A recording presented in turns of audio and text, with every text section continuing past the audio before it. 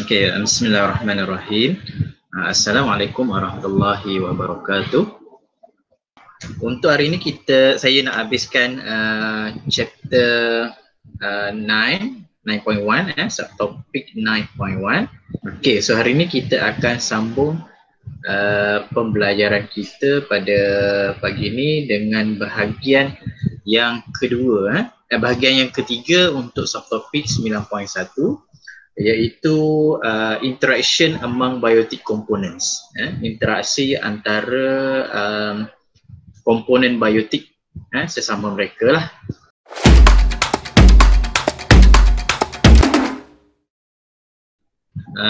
So kita punya learning standard hari ini to analyze types of interaction between biotic components, which is parasitism, commensalism, mutualism, saprophytism, competition and predation. Itu hasil pembelajaran ataupun learning standard kita yang pertama. Okey, untuk menganalisis jenis-jenis interaksi antara komponen biotik. Okey, kalau tajuk yang sebelumnya yang kamu belajar pada sesi kelas yang kedua pada minggu lepas adalah berkenaan dengan pemindahan tenaga, ada trophic level dan sebagainya. Okey, so hari ini kita akan belajar bagaimana pula interaksi sesama komponen biotik. Okey, so interaction among biotic components ada 6 tadi yang disenaraikan. So kita akan tengok 4 yang pertama, okey, iaitu parasitism, commensalism, mutualism dan juga saprophytism. Okey, apa yang kamu tahu tentang parasitism? Okey, so apa yang dimaksudkan dengan parasitism? Okey, thank you Anissa. Okey, an interaction between two different organisms where one organism, which is parasit, benefits and other organism or host is harm. Betul lah tu. Maksudnya salah satu pihak akan mendapat keuntungan, benefits, itu yang dinamakan sebagai parasite, and then yang mendapat kerugian ataupun harm iaitu host. Jadi itu maksud parasitism. Okay, so there are two types of parasitism. Parasitism ni ada dua jenis. Yang pertama, ectoparasite. Okay, ectoparasite live on the external body surface. Okay, maksudnya dia hidup dekat bahagian luar host, duduk kat bahagian permukaan luar. Okay, type number 2 is endoparasite, which is this parasite live in the body of the host. Dia hidup kat dalam badan host. Okay, so ectoparasites depends on their host for food, protection and transportation. Jadi ectoparasite ni dia memerlukan host sebagai sumber makanan, sebagai perlindungan kepada diri dia dan juga sebagai transportation, iaitu pengangkutan yang membantu dia bergerak. Okay, for example, contoh ectoparasite, okay, flea and lice. Okay, flea and lice, flea kutu, okay, lice tu hama, that feed on the blood of the host, yang memakan sumber darah daripada, dia menyerap ataupun dia menyedut darah daripada host dia. Ataupun barnacles and aphids, which is example of ectoparasite. Okay, ectoparasite on plants, yang menumpang tumbuhan, suck cell sac from the plant. Dia menyerap ataupun menyedut subsel tumbuhan. Okay, so this is the example of lice. Okay, contoh lice dan juga contoh flea. Okay, kutu. Kalau yang warna kuning ni dekat daun, yang ada pada daun tu, warna kuning-kuning tu, itu adalah aphid. Yang dia akan menyebabkan daun tu jadi berkedut-kedut dan bergulung sebab daun tu dah disedut subsel dia. Okay, ini contoh ectoparasite. Okay, endoparasite is the parasite that live inside the body of the host. Okay, there are various type of worm that live in the alimentary canal of their host and absorb nutrients from the intestine such as tapeworm. Sebagai contoh, cacing pita yang hidup di dalam usus manusia. Itu adalah contoh endoparasite. Ataupun kalau parasitic plant, Rafflesia. Okey, contoh Rafflesia. Okey, ini contoh endoparasite. Okey, endoparasite.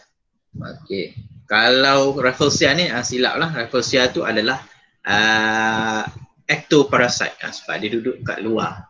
Dia duduk kat luar. Yang endoparasite ni contoh cacing pita ni lah yang ada di dalam usus manusia. Okey. Okey. Interaction yang kedua antara biotic component is commensalism. Okey, apa maksud commensalism? Kalau parasit tadi satu untung, satu rugi. Kalau commensalism satu dapat untung, satu lagi tak ada benda-benda. Maksudnya dia tak untung dan dia juga tak rugi. Okey. Sebagai contoh, gambar yang ada di sebelah saya ni gambar apa? Jerung paus. Okey, jerung paus yang menumpang dia tu adalah ikan remora. Ikan remora. Ini adalah contoh commensalism yang paling famous lah. Okey. Okey. So, what is the meaning of commensalism? Commensalism is an interaction between two different organisms when only one organism benefits from the relationship, and then the other organism neither benefits nor is harmed. Okay, di mana pihak yang menumpang tu akan mendapat keuntungan manakala pihak yang ditumpangi itu tidak mendapat apa-apa. Untung tak, rugi pun tak. Okay, kalau parasitism tadi, yang menumpang tu kita panggil dia sebagai parasite. Okey, tapi kalau commensalism yang menumpang tu apa nama dia? Panggilan dia. Yang mendapat keuntungan tu. Apa istilah dia? Panggilan. Maksudnya kalau parasitism tu adalah parasite. Kalau commensalism, dia punya panggilan untuk organisma yang dapat untung tu adalah commensal. Nama dia commensal. Jadi untuk commensalism ni dia ada dua jenis. Okey, commensalism ni dia ada dua jenis, iaitu epiphytes. Okey, epiphyte ni untuk tumbuhan. Okey, epiphyte is green plant which grow on other plant to obtain more sunlight and more support. Epiphyte ni adalah kumpulan tumbuhan hijau yang menumpang tumbuhan lain untuk mendapatkan cahaya dan juga sokongan. Okay, sebagai contoh, for example, pigeon orchids. Okay, pigeon orchids and staghorn fern. Ini pigeon orchid. Pigeon orchid yang hidup secara liar lah, yang ada dalam hutan ya, warna putih bunga dia. Manakala yang staghorn fern tu kat ujung. Okay, yang ini. Ini staghorn fern. Jadi staghorn fern ni banyak orang gunakan sebagai tumbuhan hiasan lah. Sebab cantik dia punya daun-daun dia tu. Okay. Kemudian contoh lagi, kita ada bird nest fern. Okay, ini bird nest fern. Juga orang buat hiasan juga. Banyak ada dalam dekat pokok kelapa sawit dan sebagainya. Okay, and then money plant, pokok duit-duit. Tentu kamu kenal lah pokok duit-duit tu. Kalau pergi dekat pokok tu ada yang memanjat. Itu adalah contoh commensal. Jadi tumbuhan ni kita namakan dia sebagai epiphytes. Iaitu dia hanya menumpang pokok-pokok yang tinggi untuk mendapatkan cahaya yang mencukupi serta sokongan. Sebab dia tak boleh duduk kat atas tanah. Kalau duduk atas tanah dia tak dapat cahaya yang maksimum lah. Okey, manakala jenis yang kedua kalau melibatkan haiwan, okey, kita namakan dia sebagai epizoid. Okey, kita namakan dia sebagai epizoids. Okey, animals that live on the external surface of another animal. Haiwan yang hidup pada permukaan luar daripada haiwan lain. Okay, so keuntungan ataupun benefits for the commensal yang menumpang tadi adalah dia dapat transport, protection, leftover food from the mouth of the host. Dia dapat makanan-makanan, sisa makanan. Jadi dia tak perlu bersusah payah. Okay, so for example, kita tengok you paus ni, remora fish and the shark. Okay, you paus tengok berapa banyak ada ikan remora yang ikut sama dengan dia. Okay, ikan remora ni kalau dalam bahasa kita dipanggil sebagai ikan tapak kasut. Sebab bahagian belakang kepala dia ni bentuk dia seperti tapak kasut. Dia ada macam suction cup. Macam kita ada suction cup yang plastik tu yang kita tampar dekat dinding yang ada gelembung tu kan. Dia lebih kurang macam tu. Maksudnya dia boleh melekat pada perut ataupun pada badan ikan hiu tu dengan menggunakan suction cup dekat atas kepala dia. Okay. And then yang keduanya adalah protozoa, antara protozoa and cyclop. Okay, cyclop ni adalah sejenis water flea lah. Kalau ikut gambar rajah tu, gambar yang sebelah hujung tu, yang besar ni, yang bahagian besar bulat kat tengah tu, itu adalah protozoa yang ditumpangi. Manakala di sekeliling dia tu ada 6 ekor tu, yang itu adalah cyclop. Dia menumpang protozoa tu untuk pengangkutan, untuk dia bergerak dan juga dapatkan sumber makanan. Okey, itu kalau melibatkan epizoid. Okey, kalau haiwan ataupun organisma selain daripada tumbuhan, kita namakan dia sebagai epizoid. Kalau tumbuhan, epiphyt. Okey, ataupun barnacles. Okey, teritip. Okey, on the shell crab ataupun snail, dia menumpang pada badan ketam, badan udang, badan snails untuk mendapatkan pengangkutan. Okey, jadi ketam ataupun siput tu tak dapat apa-apa. Okey, yang ketiga mutualism.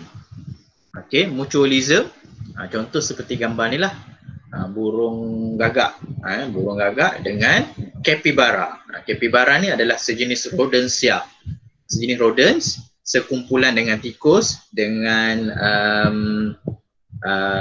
kancil ataupun pelanduk. Okay, so ini adalah the biggest rodents in the world. Okay, so apakah itu mutualism? Mutualism is the interaction between two organisms in which both organism benefits. Saya silap dia punya tagging yang atas ni, mutualism yang kat atas ni salah. Okey, so mutualism ni adalah kedua-dua pihak mendapat keuntungan. Jadi slide saya ni salah kat atas ni, bukan commensalism tetapi mutualism. Nanti sebelum saya share nota nanti saya akan betulkan balik dalam slideshow saya. Okey, example, contoh. Okey, contohnya adalah algae. Okay, obtain water, minerals and protection with fungi. Okay, maksudnya mutualism antara alga dan juga fungi. Okay, so fungi dia obtain food in lichen. So yang warna hijau hujung tu adalah lichen, maksudnya sekumpulan satu tempat di mana alga dan juga fungi saling hidup bersama. Okay, jadi alga ni dia memperoleh air sebab fungi tu dia simpan air dan juga minerals serta protection, manakala fungi pula akan obtain food daripada algae sebab algae ni dia boleh menjalankan fotosintesis, sebab tu warna hijau. Okey. Okey, contoh yang seterusnya adalah hermit crabs and sea anemones. Okey, so hermit crab dia akan dapat protection from its predator daripada sea anemone, sebab sea anemone tu dia ada tentacles. Jadi tentacles tu berbisa, jadi dia menghalang predator daripada memakan hermit crab, umang-umang.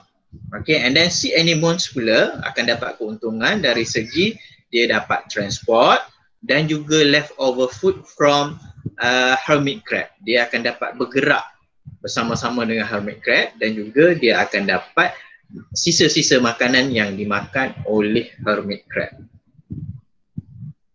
Okay, so kalau kamu tengok dekat YouTube, kamu boleh search dekat YouTube betapa mutualism di antara hermit crab dengan sea anemone ni sangat hebat. kita tahu umang-umang ni dia menumpang, dia duduk di dalam cengkerang snail ataupun cengkerang seafood yang ditinggalkan, yang kosong. Okey, bila dia dah bertambah saiz dia besar, dia tak muat dengan cengkerang tu, dia akan berpindah ke cengkerang yang baru. So bila dia berpindah kepada cengkerang yang baru tu, hermit crab ni, umang-umang ni, dia akan cabut si anemone yang ada kat belakang dia tu untuk dipindahkan ke atas cengkerang yang baru. Boleh search dekat Google dan juga YouTube. Nak menunjukkan bahawa hermit crab tu memang memerlukan si anemone tu untuk dibawa bersama sebab dia dapat protection daripada pemangsa dia. Okay, and then mutualism yang seterusnya adalah rhizobium. Okay, antara rhizobium, kamu dah belajar dalam bab sebelumnya, bab 8, iaitu interaction di antara bakteria, fixation nitrogen bacteria, iaitu rhizobium bacteria with the legume plants. Okay, rhizobium dia dapat perlindungan, dapat food dan juga protection, okay, daripada pokok legumes, pokok kekacang, dan pokok kekacang tu pula memberikan mendapat nitrogen. Pokok kekacang tu dapat sumber nitrogen daripada rhizobium. Okey, seterusnya adalah interaksi, contoh interaksi yang seterusnya adalah di antara protozoa yang hidup di dalam alimentary canal of termites. Okey, protozoa namanya Trichonympha sp. Okey, yang hidup di dalam sistem pencernaan ataupun salur pencernaan anai-anai. Okey, kita tahu anai-anai ni dia punya nutrition adalah memakan pokok, memakan kayu-kayuan, di mana benda asas yang membentuk kayu tu adalah selulose. Okey, so disebabkan oleh anak-anak ini cannot produce cellulase, menghasilkan enzim cellulase, jadi dia memerlukan protozoa. Jadi protozoa Trichonympha sp ini akan menghasilkan sucrase, akan menghasilkan enzim sucrase. Jadi protozoa ni dapat perlindungan dan juga transportation bila dia berada di dalam termites, and then termites dia dapat benefit ialah mendapat enzim sucrase untuk digunakan sebagai membantu dia untuk digest cellulose daripada kayu-kayu yang dimakan. Okey, itu juga salah satu contoh mutualism. Okey, yang keempat pula, okey, hubungan yang keempat antara biotic components iaitu saprophytism. Okey, saprophytism. Saprophytism is an interaction whereby an organism live and feeds on decaying organic matter. Okey, kalau yang tiga tadi di antara sesama benda hidup, okey, parasite, commensalism dan juga mutualism. Untuk saprophytism ini, untuk saprophytism pula dia melibatkan antara benda hidup dengan benda yang mereput. Jadi saprophytism ni adalah interaksi apabila organisma tu makan organic matter yang sedang mereput. Okey, so ada dua jenis saprophytism. Yang pertama saprophyte. Okey, saprophyte ni adalah plant types of fungi, for example mushroom, bread mold, kulat roti, ataupun bracket fungus. Yang maksudnya kalau saprophyte ni adalah tumbuhan, tumbuhan seperti kulat. Okey, kumpulan kulat lah, semua jenis kulat. Okey, manakala yang keduanya adalah saprozoids. Okey, saprozoid adalah microscopic animals. Okey, organism yang kecil, mikroorganisma lah. Okey, for example paramecium and amoeba. Jadi ini dipanggil dapat interaksi dia tu kita panggil dia sebagai saprophytism. Kalau tumbuhan saprophyte, kalau mikroorganisma kita panggil dia sebagai saprozoid. Okey, contoh. So ini adalah saprophyte lah, kumpulan fungus, kumpulan kulatan. Okey, dan ini adalah ameba dan juga paramecium, iaitu kumpulan saprozoid yang memakan benda-benda bahan-bahan organik yang mereput. Okey. Yang kelima dan juga yang keenam, okey, kalau tadi dari segi mendapatkan sumber makanan.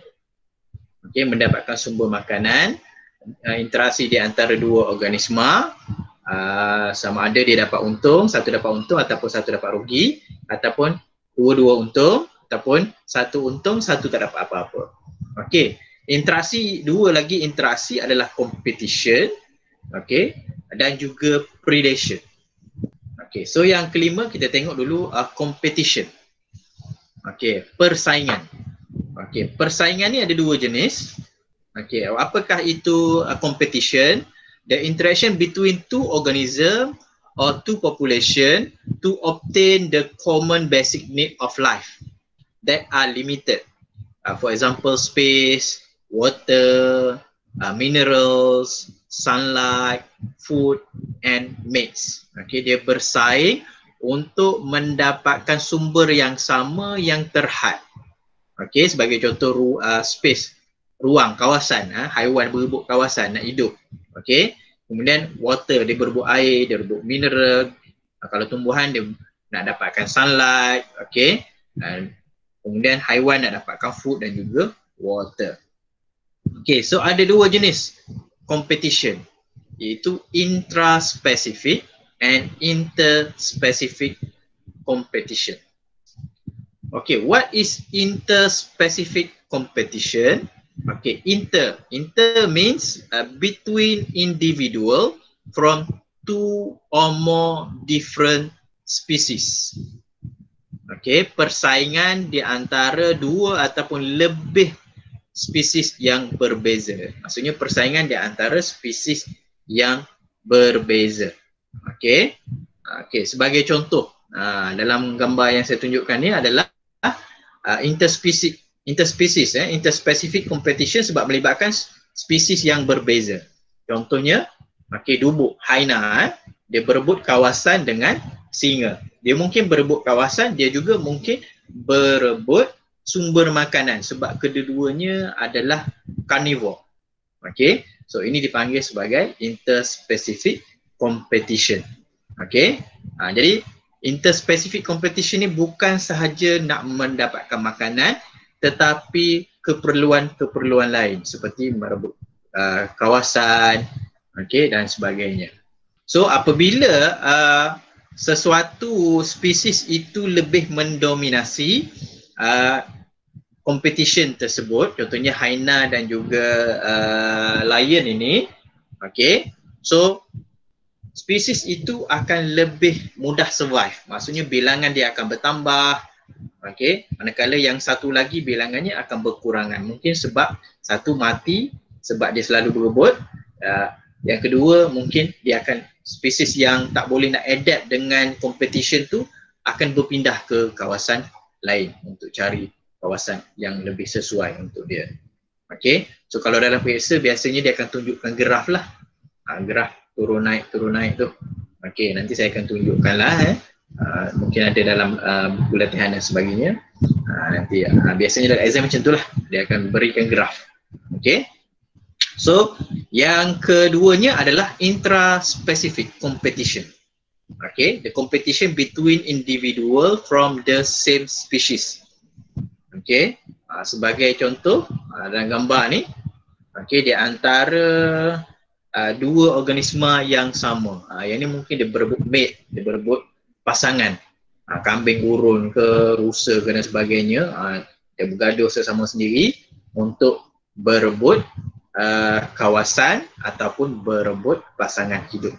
Okey, kalau macam kita, macam kamu, persaingan sesama pelajar tingkatan 5, sesama pelajar 5 UO, itu dipanggil sebagai intraspecific competition. Okey, semuanya bersaing untuk mendapatkan markah yang lebih tinggi dalam biologi, ataupun semuanya bersaing untuk dapat menunjukkan result yang bagus dalam peperiksaan. Itu kita panggil dia sebagai intraspesifik. Intra maksudnya sesama dia, inter berlainan spesies. Okey, yang keenam adalah predation. Okey, pemangsaan. Ataupun istilah lama kita gunakan prey-predator relationship. What is prey and predator relationship? An interaction between an organism called predator which catches and eat the other organism called prey. Ini melibatkan makan. Okey, apabila satu organisma yang biasanya saiznya lebih besar, okey, yang dipanggil sebagai predator, yang menangkap dan memakan organisma yang lebih kecil, organisma lain, iaitu mangsa, prey. Okey, sebagai contoh, dua gambar ni menunjukkan interaction prey-predator relationship. Okey, antara cheetah dengan anak rusa. Okey, cheetah adalah predator ke prey? Predator. Yes, predator. Okey, gambar sebelah tu grizzly bear, beruang grizzly tu dengan ikan salmon. Siapa predator? Grizzly bear. Grizzly bear adalah predator. Kalau dalam kelas 5 UO, siapa predator? Cikgu. Predator saya tak garang. Okey. Jadi tak ada prey-predator. Harap ni kat asrama tak ada prey-predator. Siapa jadi mangsa, siapa jadi pemangsa. Okey. Kalau dalam kehidupan kita manusia, mungkin kita boleh istilahkan antara Israel dengan Palestin lah. Israel tu adalah pemangsa, Palestin tu sentiasa menjadi prey, jadi mangsa keganasan. Tapi prey-predator relationship ni lebih kepada pemakanan lah, interaksi pemakanan. Habis untuk interaksi antara biotik komponen, tapi kita